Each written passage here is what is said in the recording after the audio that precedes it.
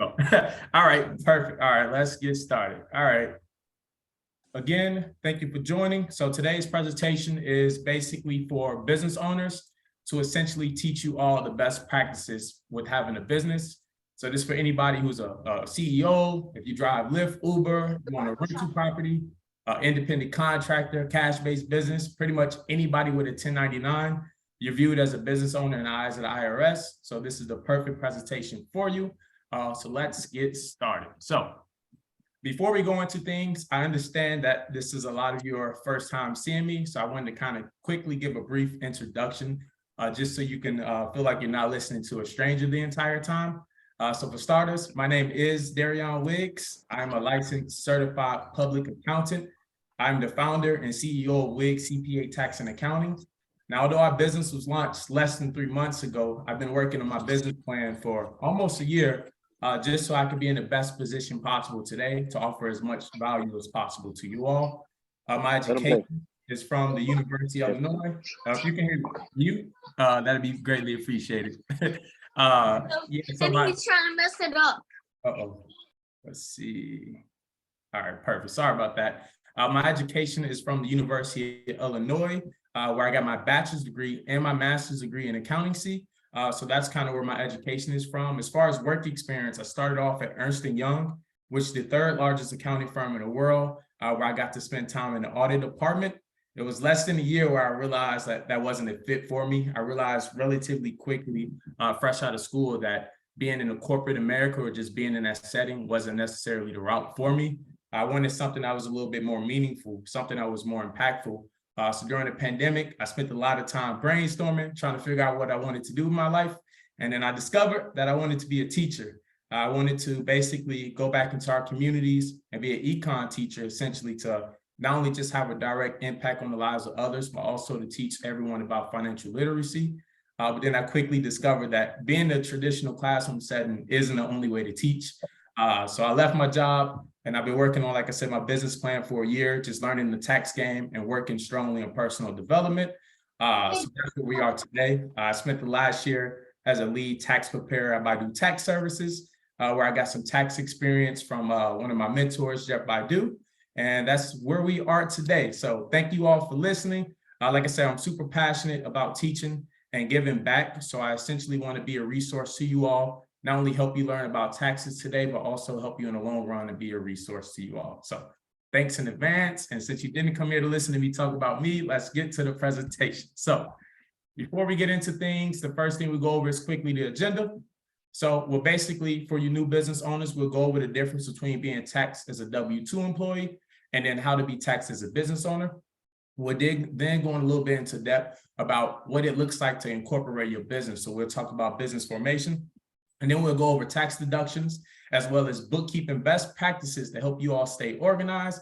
And then I'll go a little bit in depth about some of the tax deadlines that are coming up for you all. So let's get into it. So a high level overview. So whenever you think about the tax game, essentially, I want you to think that in order to capture a significant amount of tax savings, it starts with a mindset shift. You see, the tax game was not created for W-2 employees. The tax game at the end of the day were created for business owners and investors, right? So in order to win in the tax game, you need to be on the winning team. And since everybody's here, I'm assuming we are on the winning team, or we will be on the winning team by the end of this presentation. So the goal of this presentation is to teach you how to shift your mindset to capture those tax savings. But I essentially want to teach you all how to utilize the tax code so we are living a tax-free lifestyle, right? So the goal of this is to help you shift your mindset, because on average, all Americans, we spend about 40% in taxes, which is a significant amount, right? You got your federal taxes, your state taxes, your Medicare, your Social Security, local sales, like a ton of taxes that we all pay. And yes, it don't feel like it's 40% of our income. Trust me, once you do the math, you're paying a significant part of your income to taxes.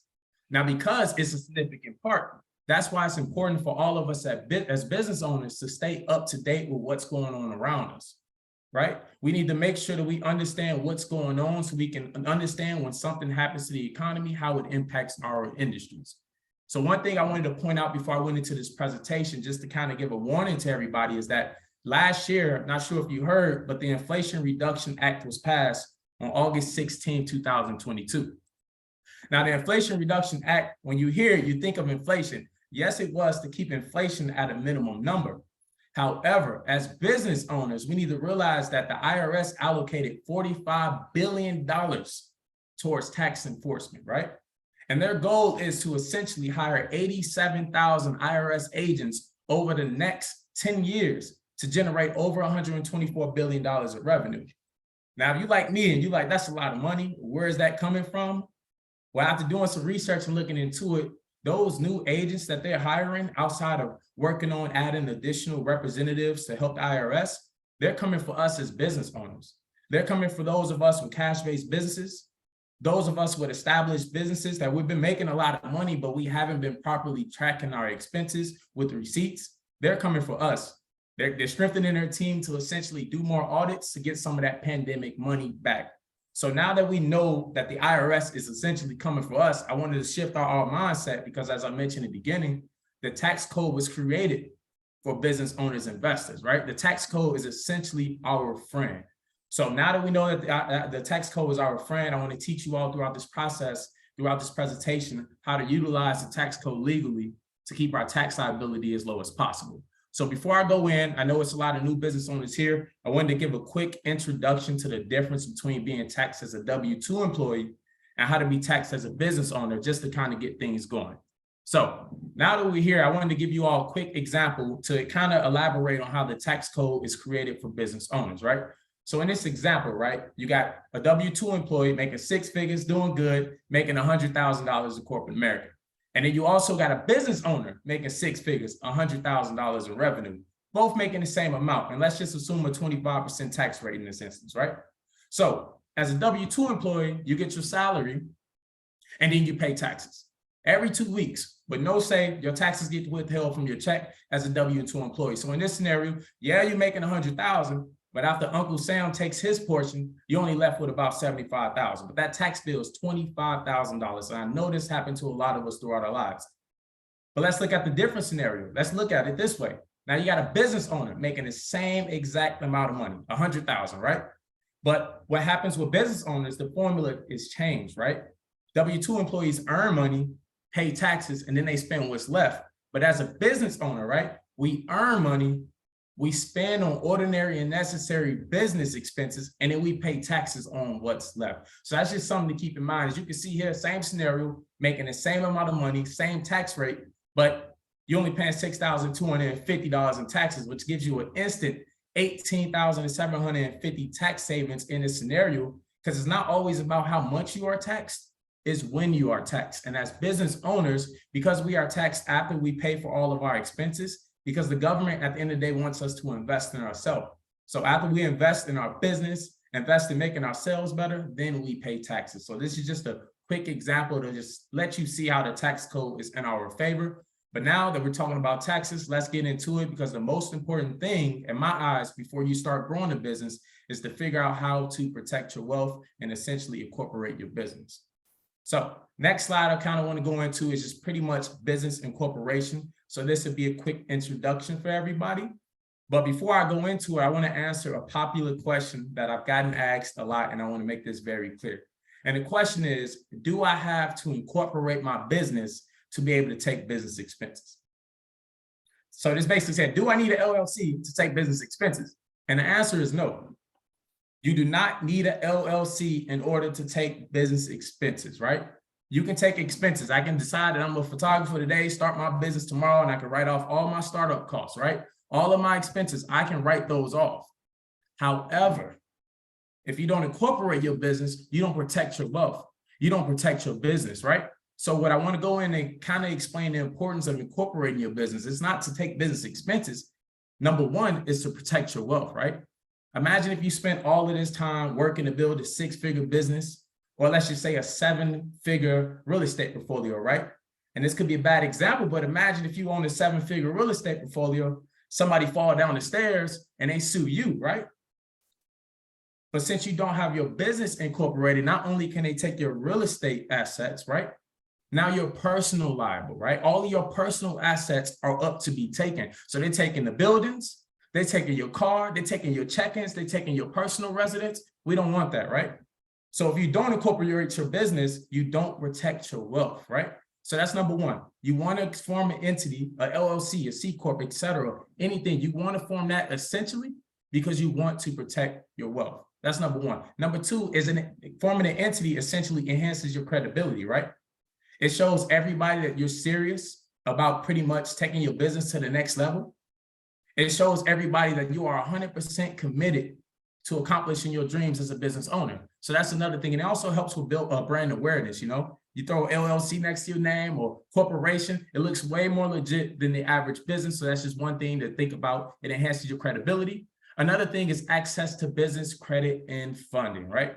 A lot of people here, once you form an LLC, step one, you form an LLC, you apply to an EIN, and now you set up a business bank account, right? And once you do that, now you want to have all your income and expenses flowing in and out of this business bank account. And by doing that over time, you start applying to business credit cards and you start building business credit. So then it'll get to the point someday where now you can buy an investment property or a car or essentially anything for your business under your business name, and you're not using your personal credit. On top of that, once you incorporate your business, now you're legally eligible for the next round of PPP loans if it ever came out. You're legally eligible for all of the new SBA loans. You're legally eligible for all of these grants that come out, especially for minority-owned businesses. There's a lot of grants and opportunities out there for us, but in order to be eligible, you need to incorporate your business. So that's one thing. That's another reason why you want to incorporate. And the last thing is to capture significant tax savings, right? So I mentioned you don't need an LLC to take business expenses, but you need an LLC to capture significant tax savings, because once you have a business that's incorporated, now you're eligible to convert to an S Corp, which I will elaborate on soon, but now you're eligible to take those huge business tax savings that come later down the road. So that's just a quick reason why you should incorporate your business. It's not necessarily to get expenses. It's one, to protect your wealth, enhance your credibility, help you get more funding, and also to help you in the long run. So let me omit the last two people. There we go. All right, everybody's fully in the room now. Got you. So now that we talked about business incorporation, next thing I want to go over is business structure. So I mentioned LLC, right? So now I want to kind of break the next parts down to you all so you can have an understanding. So the first business entity structure I want to talk to you all about is a sole proprietor. Everybody starts here. The day you decide that you're a business owner, the day you start planning to form a business, right? This is where you start off. Like I said, I want to be a t-shirt, sell t-shirts tomorrow. I am a sole proprietor. I can take my expenses right now. You know why? Because it's easy to set up. It costs $0 and you don't need to register with the state at all. This is what I meant when I said you don't need an LLC to take business expenses. You can just be a sole proprietor. You don't have to do anything at all to get this tax status. However, if you take this route, you don't get that legal protection that I just talked about was so important. You need that, right? So I always recommend, start off as a sole proprietor, because you don't need an LLC originally, but the moment you take your business seriously, the moment you start to make your first dollar, that's when you need to form an LLC. And the LLC is the most popular one. We hear about it all the time, but that's the next entity we'll talk about. And that stands for a limited liability company, right? Most popular, relatively inexpensive to set up. In Illinois, it's $150 to set up initially. And then it's just a $75 fee every single year to keep that going. Outside of that, the most important thing with LLC, like I mentioned, it protects your personal assets, all right? That's why you form an LLC. You want that limited liability. You want that protection. That's when you form an LLC. So now that you got an LLC, if something were to happen, like I mentioned, in one of your real estate properties or within your business can get sued. But guess what? Your college savings for your child, your car, your home, the wealth that you acquired outside of your business, all of that is protected, but you have to do that the right way and make sure you register at the state level. Now, one thing I want to hit on, because I think this is very important and a lot of people miss out on it, right? So like I mentioned, you need a LLC to get that limited liability. You want that protection, right? But one of the requirements for having an LLC is you are required by law to separate your business and your personal bank accounts, right? It's this thing called piercing the corporate veil. So let's say if you were to get sued, right? And your personal and your business bank accounts are merged together, guess what? When the IRS comes after you, they don't know what belongs to your business. They don't know what belongs to your personal assets. So everything is at risk. you lose the limited liability. So in order to capture this legal liability, this protection that we all talk about so highly, you need to remember that step one when you form that LLC is to separate your business and your personal lifestyle in order to capture that personal legal liability protection. So that's enough about LLCs. The next thing I want to go talk about is S Corps. So a lot of people get this mixed up. An S Corp is not an entity. An S Corp is a tax selection, right? So remember when I said an LLC gives you that significant tax savings, right? In order to get that significant tax savings, you need to have an entity. And if you got a C corporation, you got a single member LLC with one member, or if you got an LLC with more than one partner, that's considered a partnership. If you have either of those two options or those three, then that's when you qualify to be an S Corp. And what makes an S Corp so unique is you capture an amazing tax savings up front. So as a business owner, right, we're responsible for paying federal taxes, state taxes, and also FICA taxes, right? So FICA taxes are your Medicare and then your Social Security tax. And for those of you who don't know, that's 15.3% that we're all required to pay as business owners, right? W-2 employees, they take it out of the check, it's gone. But we're also required to pay that, right? But once you convert your business to an S Corp, the IRS is like, okay, guess what? Your net income, you don't have to pay FICA taxes. You get an instant 15.3% tax savings once you convert your business to an S Corp, right? Now, one thing people leave out, they make it sound good in that, but one requirement with an S Corp is you need to run payroll, right? You have to pay yourself a reasonable salary, meaning you have to pay yourself a certain percentage of your income, and you will pay FICA taxes on that. But the rest of your income, the rest of your owner distributions, you avoid that 15.3% that you normally have to pay. So this is a huge tax saving machine. A common question is when to form an S Corp. You form an S Corp basically when your income is between about $40,000 and $50,000, right? Once you make it around then you can afford to pay payroll to yourself, right? You can afford to pay the payroll fees. And on top of that, you can afford to pay the additional tax prep and the maintenance fees. So just keep that in mind. And all you need is one S Corp, people. You don't need 20. You literally just need one. And I can elaborate on that later. Last one, quickly go over is C Corp. Everybody probably heard of this by now. I personally don't recommend it to anybody in here getting started for what we're trying to accomplish. C Corps are more so if you're trying to get to the point where, okay, you're trying to grow your business as big as Google or Microsoft or something, and now you need to put shares in the public to raise additional funds. That's kind of what I think. And then some industries require you to have a C Corp, so keep that in mind. But for the vast majority of us, all we need is an LLC to get started. And then when it's time to get that major tax savings, you want to convert your entity to an S Corp. So now that we talked about essentially how to protect your money, how to protect your assets, AKA how to protect the bag, now I want to teach you how to keep your money, right? Because it's not always about giving, you keep more of the money to yourself. That's what we'll talk about next. So first thing, and this is kind of intro going to tax deductions, because I know it's a lot of new business owners, is what is a tax write-off, right? So like I said, it's a mindset shift earlier. So now as a business owner, you're able to use business expenses to offset your taxable income. So a tax write-off, a tax deduction, same thing, is anything that is ordinary and necessary for you to run your business, right? Use me, for instance. I run a 100% virtual CPA firm, right? My chairs are write-off, my laptop, my Zoom subscription, my phones, anything that I need that's ordinary and necessary for me to run my business, I can write it off. And guess what? You can too. The moment you get a 1099, the moment you start driving Uber, the moment you become an independent contractor, you're able to start taking expenses.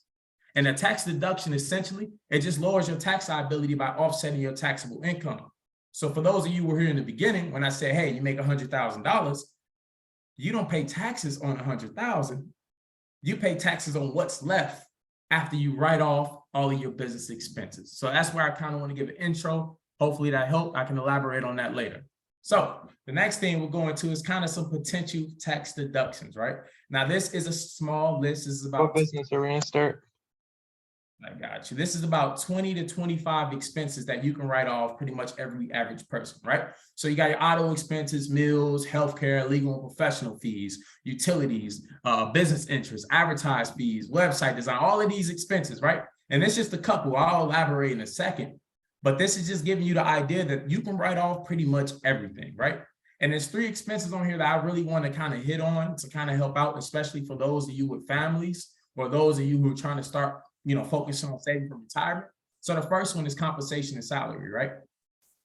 Over here at top right. So we can write this off, when you think about, hey, I have a W-2 employee, I have an independent contractor. Yes, you can get that as a business expense. It offsets your business income, and everybody is kind of aware of that. But I also want to hit on the topic of hiring your children in your business, right? Because the IRS essentially states that if you have a child under the age of 18, and if you are paying them less than the standard deduction, then not only is that tax-free income to your child, but it's also a tax deduction for your business, right? So when you think about it, last year in 2022, the standard deduction was $12,950. So that pretty much meant that if you hired your child in your business, you get up to $12,950 per child to offset your business income. And on top of that, moving forward in 2023, you get $13,850 per child if you hire your child in your business, right? And let me go back. Oops, my bad, y'all. So if you hire your child in your business, right? And the way I look at it is you're going to pay for your child's expenses anyway, right? So why not hire your child in your business to get a business tax deduction? But now you also teaching your child about entrepreneurship throughout the process, right? It's a mindset shift. And that can be something as simple as sweeping, shredding papers, marketing, sales, literally anything that's ordinary and necessary for you to operate your business. Your child can be doing that and helping you out, right? The next one I want to go over is retirement. So a lot of us, and I was at this point too, I was afraid to leave corporate America at a point because I leave, I'm losing out on my health insurance. I'm losing out on my 401k plan. Like, how am I retire, right? I'm thinking about all this stuff. And then after doing research and studying the tax code, I quickly learned that being outside of corporate America and being a business owner means that you have more options, right? So not only can we invest up to $6,500 in a traditional or a Roth IRA this year, but if you are the only owner of your business, the only employee, or your spouse is the other employee, guess what? You can set up a SEP IRA, that's a SEP IRA, or solo 401k. And you can deduct up to $66,000 towards your retirement, right? $66,000 this year. So not only is that a business deduction, not only does that offset your business income, but now it accelerates your process of being able to build wealth a lot faster so you can retire early. So just keep that in mind. Got questions about that? I could definitely help you out with that. And then lastly, my favorite on this list is continuing education. As you all can imagine, I'm pretty sure we all know college is very expensive. But this is another example of how the tax code wasn't created for W-2 employees, right? It was created for business owners and investors. Because if you go, let's say you spend $100,000, best believe you're not deducting any of that on your tax returns, right? But as a business owner, you may not be able to deduct tuition. However, you can deduct 100% of the expenses that you have in order to educate yourself, right? So the courses that you pay for, the masterminds, the mentorship, the coaching programs that cost thousands of dollars, right? The books, the hardcover books, the ebooks, literally anything that'll help educate you to be able to do your business better. Guess what? As a business owner, you can write that off, right?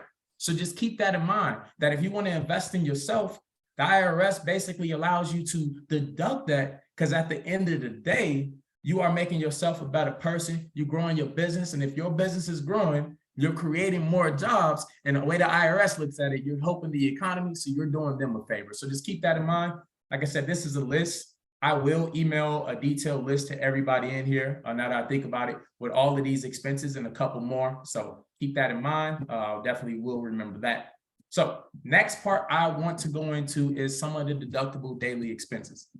And this is mostly for those of you who are new business owners, those of you who have a W-2 job and you're thinking about utilizing your side gig or, your hobby turned into a side gig. I just want to point something out.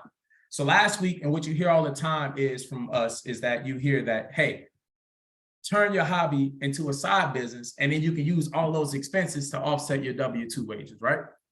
Which is very true. But a lot of us hear it sometimes as Darian is basically saying, start a business and just spend a bunch of money, spend money on all type of stuff for my business in order to create a loss. But that's not what I'm saying.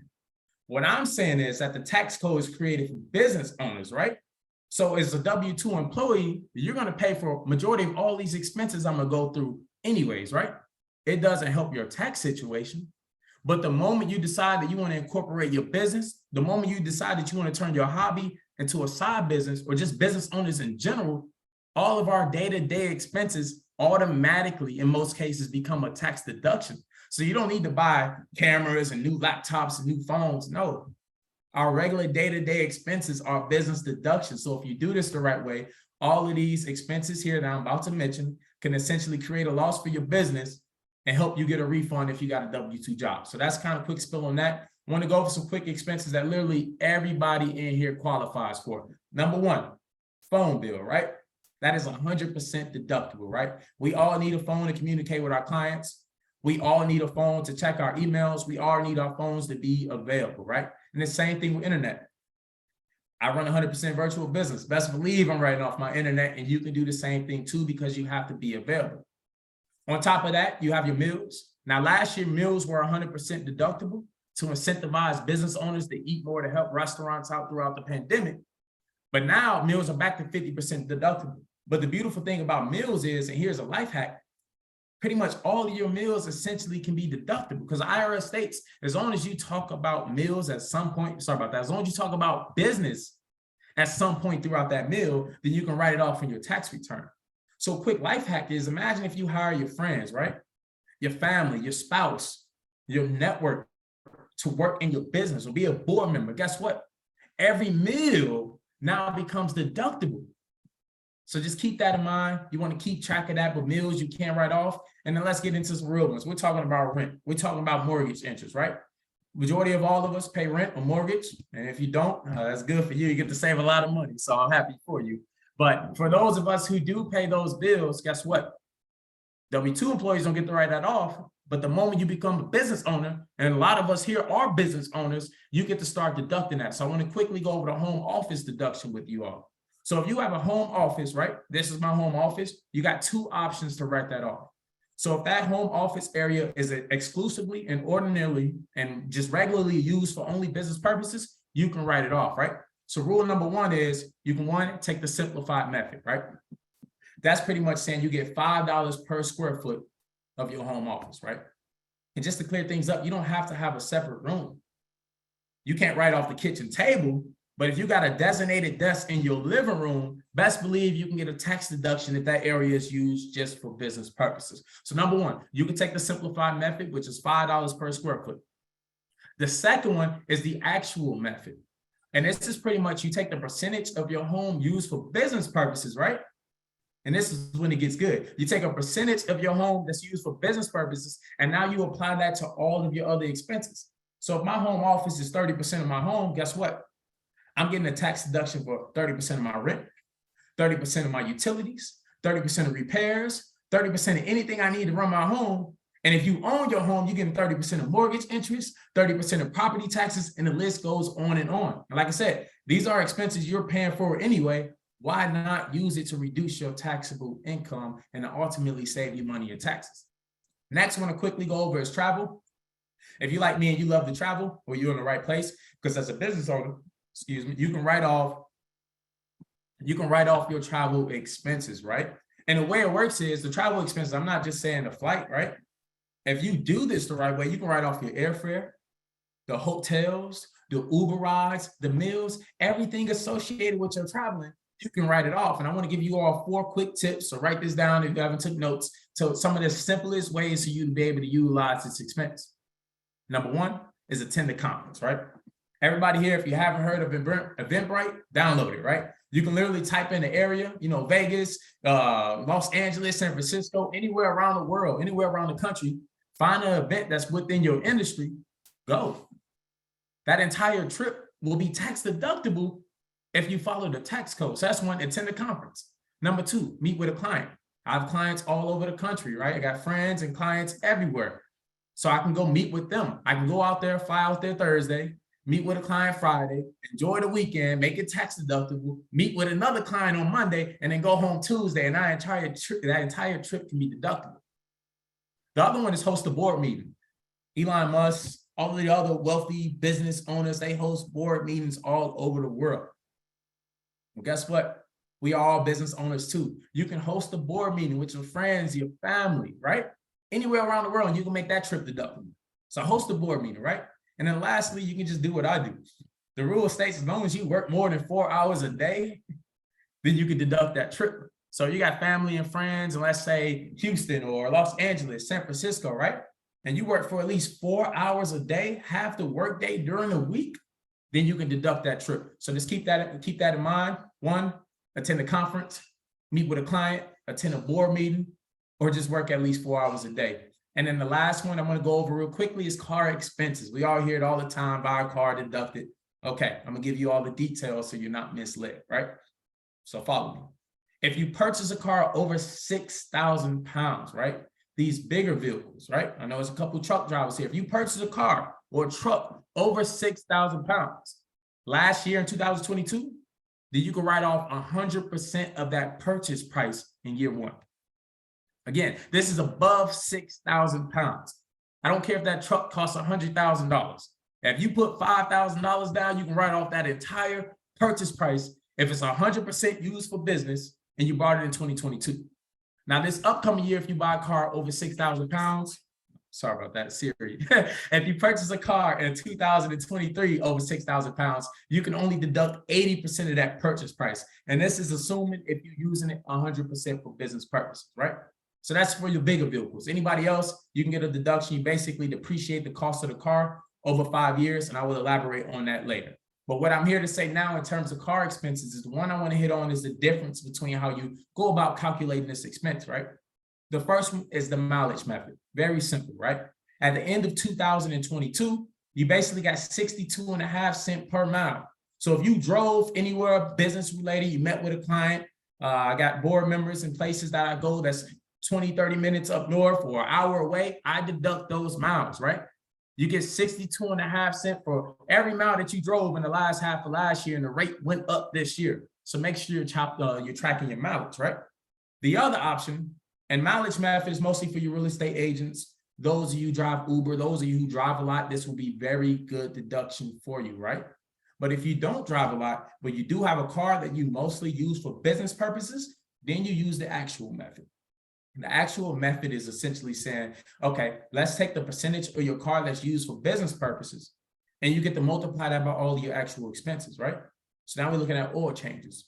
We're looking at repairs. We're looking at new tires, tolls, pretty much anything you need to operate your car, you can deduct that. It's just based off the percentage of usage. So that's just that last part. And the last three is just Apple Watches. I put that on there because I have one on. I want to elaborate that you can get fancy with these deductions sometimes. You know, I need this watch to communicate with clients. I need to check my emails. I need to be available. So you can get one too. You can write it off. You got cameras in different industries, do webinars, record, etc. New laptops, like all this stuff. If it's ordinary and necessary for you to operate your business, you can write it off. And I just want to put heavy emphasis on the fact that a lot of us buy these expenses all the time.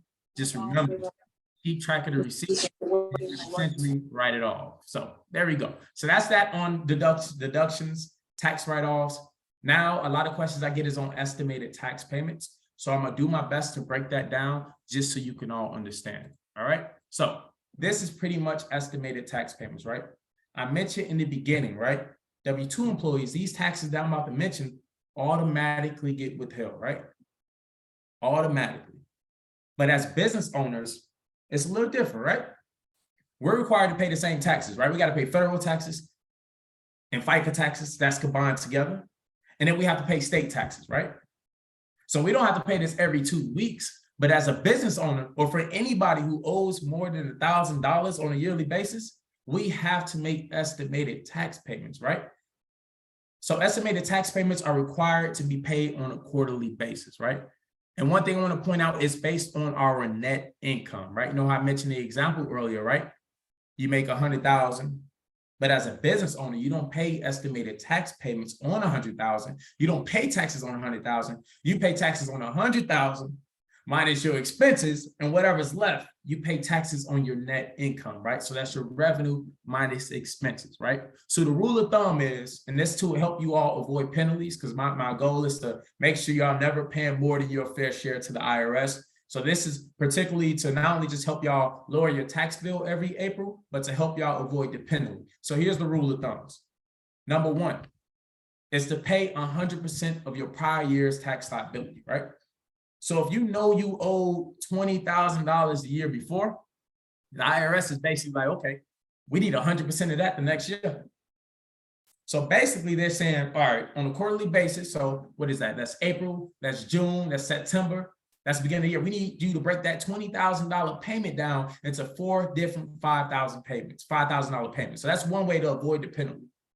Number 2 is to pay at least 90% of your current year tax liability, right? So this requires you to be up to date with your bookkeeping, because what this requires you to do is every quarter, you want to sit down and look at your net income for that quarter, and then you want to calculate how much you will potentially owe to the IRS. So you got to pay at least 90% of your current year's tax liability. So that's just something to keep in mind. This is how to pay estimated tax payments. You make a federal payment and you make a state payment, right? And I always tell clients, friends, and family, right? At least put up 20 to 25% of your earnings to pay taxes, right? The goal is to not have to pay taxes by all means, right? I'm gonna make this very clear. That is the goal. But in years where you need to show more income to qualify for a mortgage, in the years that you just need to show income to get a loan, in the years that you need to show income in general, you will have to pay some taxes as a business owner. All right. Sometimes you got to pay to play. And that's pretty much what I mean right here. The goal is to never pay, but sometimes you have to pay. So to get in that habit, let's start saving 20 to 25% of our income, right? Let's start putting that up into a separate account, right? Not only would that help us make estimated tax payments, but now let's say if we underestimate it, well, let's say, hey, our business booming this year. Now we're making 300K and we can't get rid of that. Guess what? You got in a habit early on. You set a foundation early on to save, to pay taxes. So when that tax bill comes, you already got the money. It's just in another account. So just get in the habit of that. And I'm only saying this because a lot of us skip over estimated tax payments. It's not required in year 1, right? However, and this is the big thing, the penalty is so small that a lot of people skipped over. It's like 0.5% per month. But if you're behind on taxes, and you've been on money for the last couple of years and you don't know it because you haven't filed, that penalty can get as high as 25%. So you want to get on it, right? You want to save. And the way I look at it is, if you know you owe the IRS $20,000 every year, I encourage you all to kind of change your mindset, right? Let's stop waiting until April every year to give the IRS a huge $20,000 check. When we can break that down into 4 equal payments, pay them when we have the cash, just so when April come around, you know, we're not basically breaking the bank to pay them, or we have to set up a payment plan, putting our small business in more in debt. So I just want to quickly give you an introduction on estimated tax payments. It is important, but I wanted to let you all know about it. So now that you all know how to protect the bag, you know how to protect your wealth, we know how to keep more of our money because we are aware of tax deductions. Now I want to elaborate on bookkeeping, those best practices, because yeah, okay, we know about tax deductions. We know about protecting our income, right? But if you're not organized, now that the IRS has 87,000 new agents coming in, and it's time to get audited or it's time to show receipts, we won't have support. So this next section is just be going over bookkeeping best practices, right? Some of the tips and things that I use to help my business stay organized and the ways I help my clients. So I kind of want to share this all with you all. So the key to maximizing your tax deductions and staying compliant at the end of the day is to be organized, right? You see, and I realize this, and this is me coming because I see it, and I have a lot of family and friends in this position, right? A lot of us wait until January every single year to get ready for tax season. We're going through Excel files, we're going through diaries, we're going through journals, we're going through receipts, bank statements, right? It becomes a super duper stressful process every single year, right? But I'm here to tell you that tax season does not have to be stressful, right? Imagine a world where you kept your books up to date every single month. Imagine if you kept your books up to date every single quarter. So when tax season come around, you just looking, yep, everything looks good. Send it to Darion or whoever your tax preparer is, and boom, your tax return is getting filed. Imagine that. But a lot of us, We haven't adjusted to the new times. So I basically want to give you all tips to let you know, hey, tax season doesn't have to be stressful. And it's also 2023. It's time to upgrade because there's a lot of different systems out there that can make bookkeeping 10 times easier. So I want to kind of give you all some tips to teach you how to stay organized. So when it's time to file, your life is a lot easier. So number one, Excel files is perfectly fine, people. I started off with Excel. I used Excel for the first couple months. If somebody come to me without bookkeeping, without their things up to date, I give them an Excel file. That's perfectly fine, right? But the moment using Excel starts becoming stressful, starts taking up a lot of your time, you start getting confused, it's time to upgrade, people. It's time to upgrade. And my number one recommendation is QuickBooks. And it's not a promotion. I'm not getting paid for this, but QuickBooks Simple Start is very simple to use, people. And I'm gonna tell you how simple to use. Not only is it $30 a month, and if you get a pro advisor, somebody like me to give you a discount, it's $21 a month. Not only is it affordable, but it makes your life 10 times easier, right? The way QuickBooks work is, remember what I said, once you form a business, get the EIN, right? Instead of a business bank account. And now you want to get in the habit of all your income and expenses flowing in and out of that one account, right? So now that you've done that, assuming that you did that, you set up a QuickBooks account and you link your business accounts, your business credit card, your business checking account to QuickBooks. Now, every time you swipe that card, every time you swipe your credit card, every time you have a transaction with your business, guess what? It pops up on QuickBooks. So all you have to go in and you just have to categorize expenses. If it's McDonald's, it's Starbucks, go in and put meals. You know, if it's a new office chair, if it's a laptop, if it's income from a customer, guess what?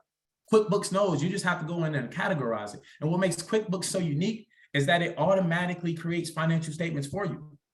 And for those of you who don't know, financial statements are your balance sheet, your cash flow statement, and most importantly, your profit and loss statement.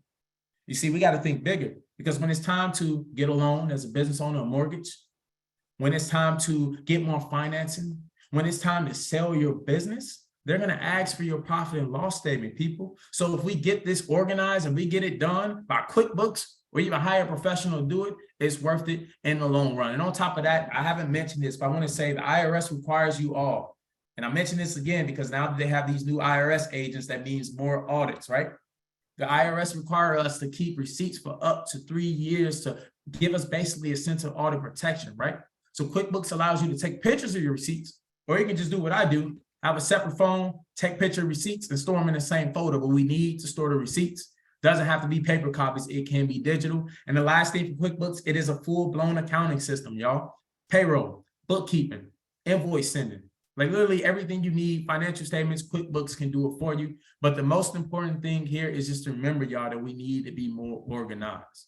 I think the most important thing here is to be more organized so we can track the performance of our business. A lot of us are making a lot of money, but we don't know our expenses until yesterday, right? We just now figuring it out. So now we spend a lot of time doing activities and things that's costing us a lot of time, but the profit margins aren't what we thought they were because we are not organized. So I just want to quickly give you an introduction to bookkeeping, just to kind of get you knowing the importance of being organized, right? So that's pretty much it on that. I want to give you all some final notes before we went to the Q&A, right?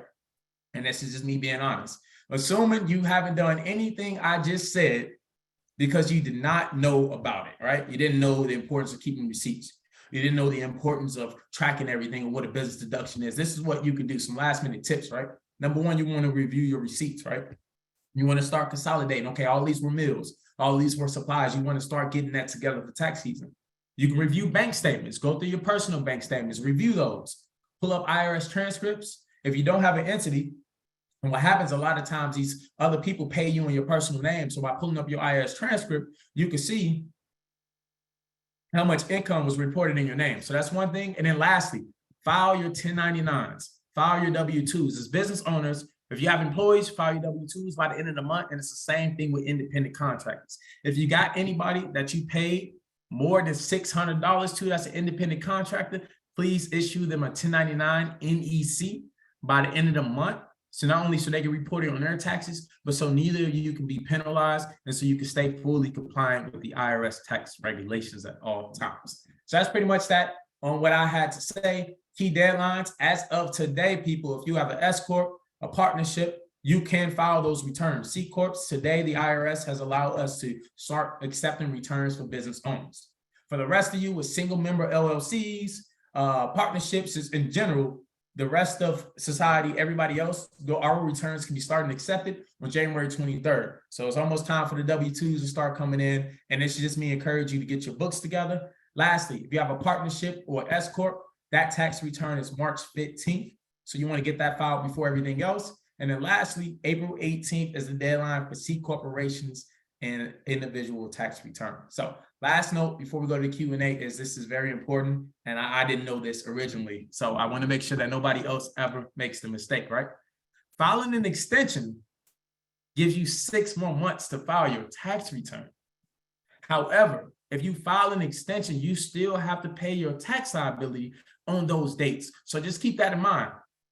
If you file an extension, yeah, you can avoid one penalty because you got extra time, but the IRS adds interest on whatever you owe. So just keep that in mind. So that's pretty much it, you all. I hope all of you took a lot of value out of that. We will go to a Q&A after this, but just in case you had to leave early, I want you all to stay connected. Here's my website at wiggscpa.com. You got my email, my phone number. Follow on IG. I just made it. I plan on posting a lot of educational resources throughout the year, not just during tax season. And feel free to text, call, email me. Like, I want to be a resource to all of you, even if you use TurboTax, even if you use TT, like literally ask me questions. I'm here to teach you because I want all of us to be successful. So that's pretty much that end. And then last note is to Wiggs CPA Tax and Accounting. We do file individual tax returns. However, our targeted audience is business owners, right? We want to be able to work with a small group of business owners. We're looking at about 10 to 15 for this year to help you mitigate taxes, save time, and also to keep you protected and compliant with the IRS tax regulations. And we do so by taking over your full financial functions, right? You don't have to worry about bookkeeping. You don't have to worry about payroll or tax planning and tax prep. We take care of that for you. So I just wanted to mention that. Again, thank you all for your time. I really appreciate the support, and I'm all ears and ready to answer questions. So thanks again. They see me unshare my screen. All right, 1 second. Okay, I think it's here, everybody. Yeah, if you got any questions, you could just come off mute, ask the questions, and I'll be happy to answer them. A few people did ask questions in advance, so I'll make sure I answer those too as well, but I'm all ears. Darian, I got a quick question. Okay, 1 second, let me make sure I pull everybody up. All right, you can go first. Who? Me? Let's go. Yeah, you're the first name to pop up. Sorry about that. Yeah, will this video, will we have access to it anywhere? Yep, I'll send it to everybody via email, and then I'll post it on YouTube for you. Okay, awesome. Thank you. Appreciate everything. Yeah, no problem. Yep, all right, cool. Now I can see everybody. Let me check the chat box. A lot of questions in here. All right, let's see. Hey, hello? Yep, I'm here. Hey, Darian. I didn't have any questions, but I just wanted to thank you for putting this on tonight. I mean, the information you gave us tonight is about to, I know myself, is about to change my business and everything that I've done for the past year already. So Yeah. So thank you, bro, for real. Yeah, no problem, man. You know I'm here whenever you need me too. I got you. Yeah, I also wanted to. Mute. Yeah, I can hear Hello? you. Yep. Yeah, I also wanted to add it to that, just to thank you again for your time. This is some extremely valuable information, so very grateful to be here. My question to you was going to be around for a lot of business owners that has been in business and operating uncompliantly for some time. What is your response to them? Is it ever too late? How do you clean up or, get on the good foot moving forward? Because I think that's going to be a big barrier. Well, not barrier, but just something a lot of business owners is going to think about because they've been operating a certain way for so long. What's your message to those business owners that, they want to get on the good foot moving forward?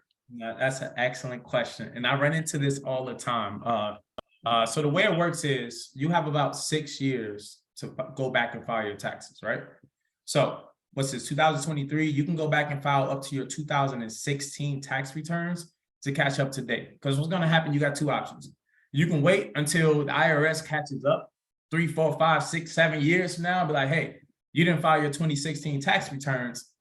Not only did you owe us $5,000, but now you owe us $20,000 after interest.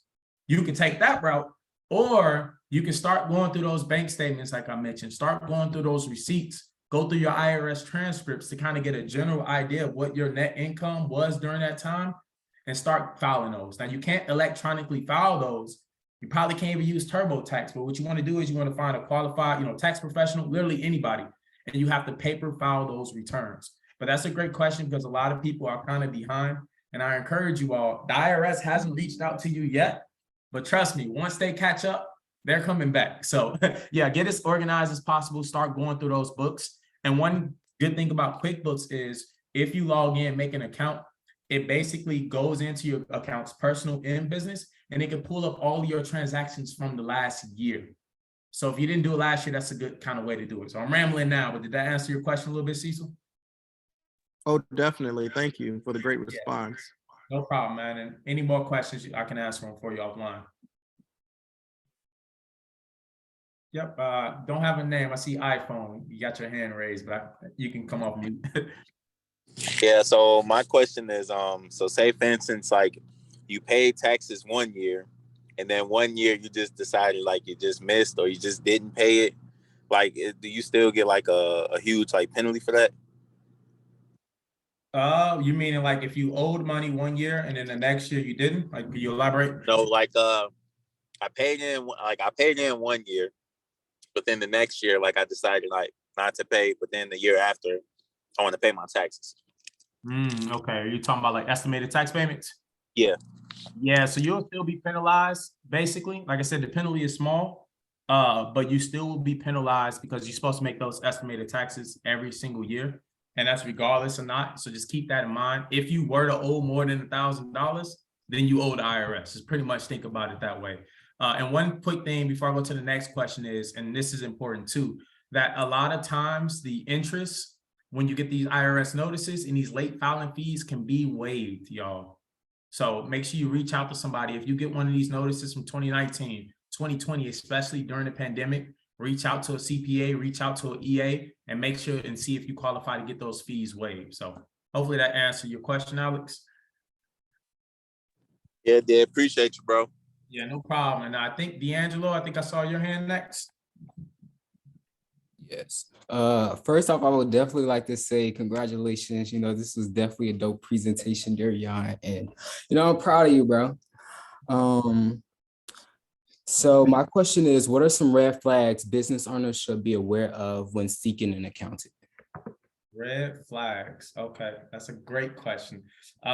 First, I think the red flag, and this is something that I think should be important, is make sure, and especially for business owners, right? Make sure you're working with somebody that understands your long-term goals. Because if you work with somebody who's just trying to file your tax returns, you could be in a lot of trouble. Like I mentioned, say for instance, D'Angelo, you want me to file your taxes, right? And I'm like, okay, I'm about to help you save as much money as possible. I'll file your tax returns, and now your taxable income or your AGI, aka the amount of money that the bank sees, you only made $10,000 a year, right? But guess what? Because I didn't ask you, hey, do you plan on buying a house this year? Do you plan on getting additional funding? Then you won't qualify for any of that additional funding because I basically incorrectly did your tax returns. Because what I'm trying to say is basically make sure you know somebody to understand your goals, because your tax returns essentially supposed to tell a story. So you want to make sure that if you want to buy a property or you want to buy, anything to invest in your business, that your tax preparer asks for that up front. Otherwise, they're not kind of acting in your best interest, if that makes sense. So that's one big red flag. So hopefully that helps. And the next one, Mr. Let's see, Larry. Anybody, I don't know who rose their hand up next. Let's see. All right, Cam.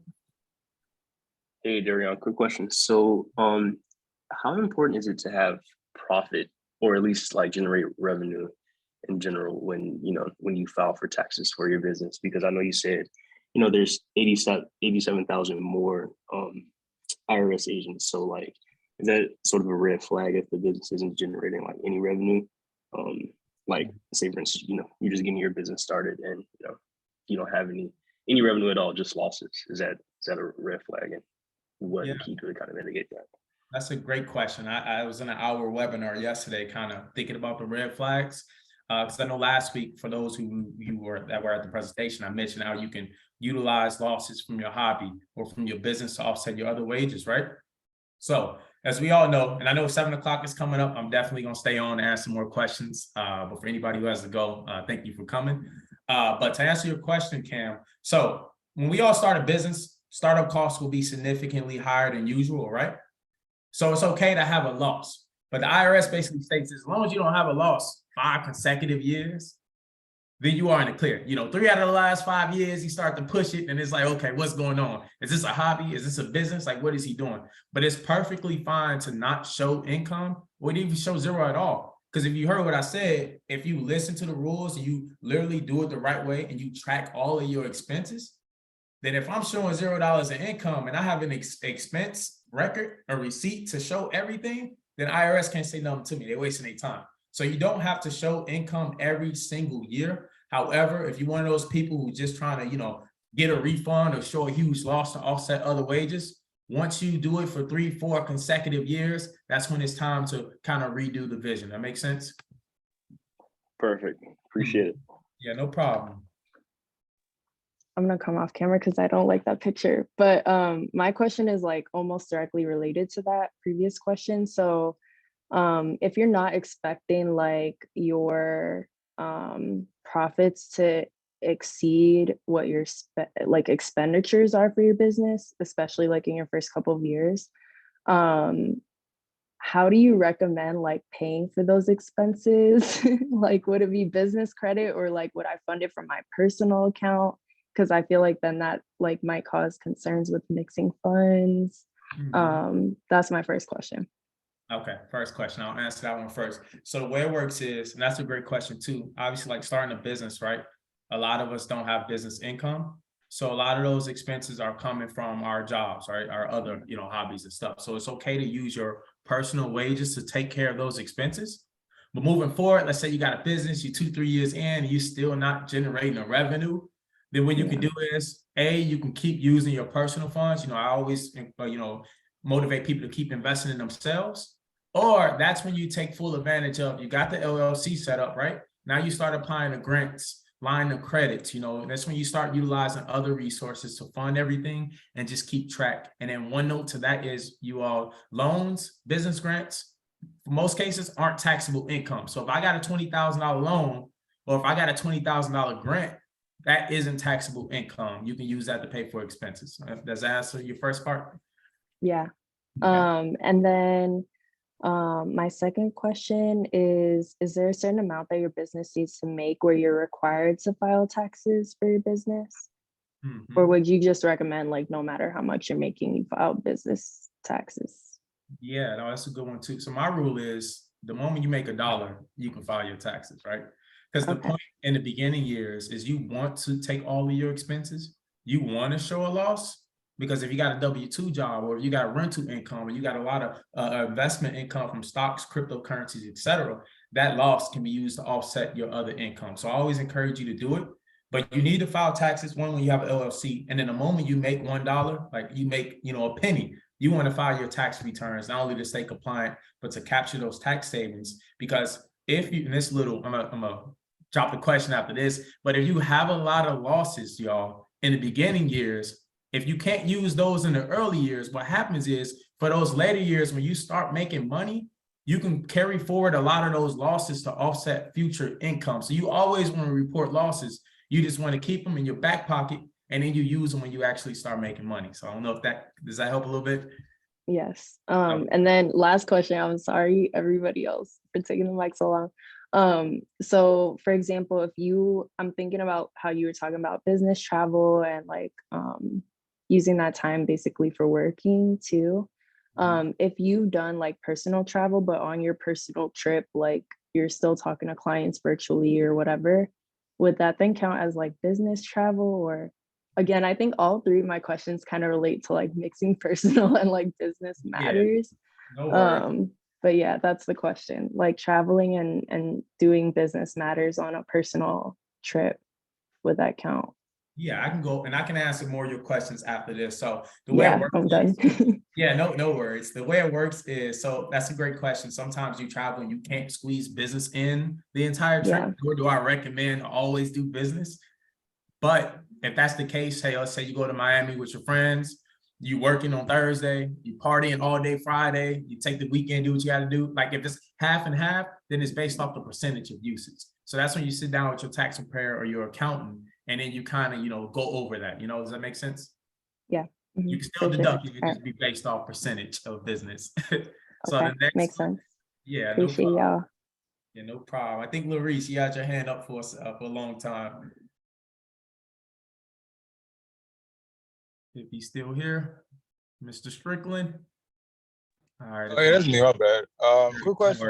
Or- It's kind of related to those last couple questions, but it's just the so I had my business bank account at a certain point, but it was like after I established my business. So like again, like a lot of my expenses weren't being tracked properly.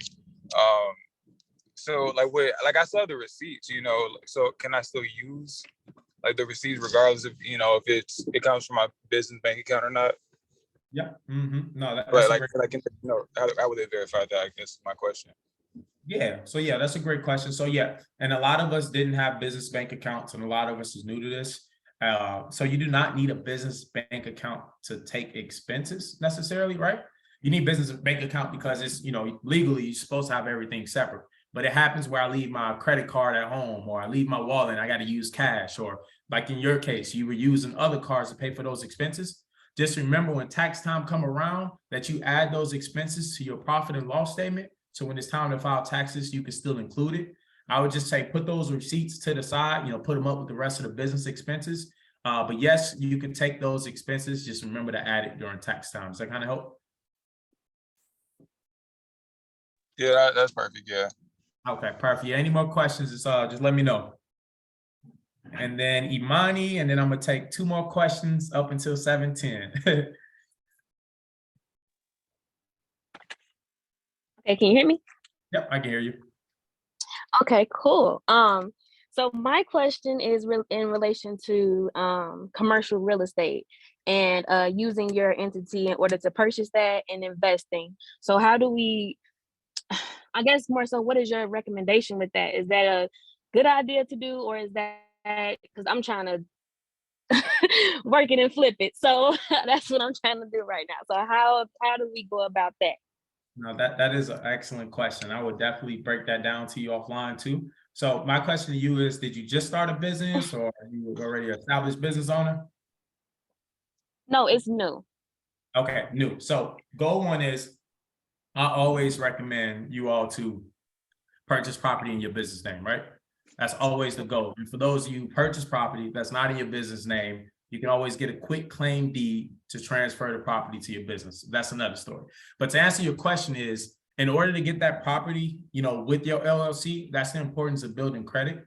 So your main focus right now need to be building as much credit as possible for your entity, or getting new lines of credit. So when the time comes for you to get that commercial property, when it's time for you to get those additional investors and additional funding, then you will have the credit and the assets to help you purchase it. But I 100% recommend, if you plan on buying commercial property, to make sure that you, your partners, your S Corp, C Corp, put that under your business name to protect, your personal assets, just because commercial properties come with a whole lot more risk, and there's a lot more that goes with it. So we can discuss that, but definitely want to work up to that point.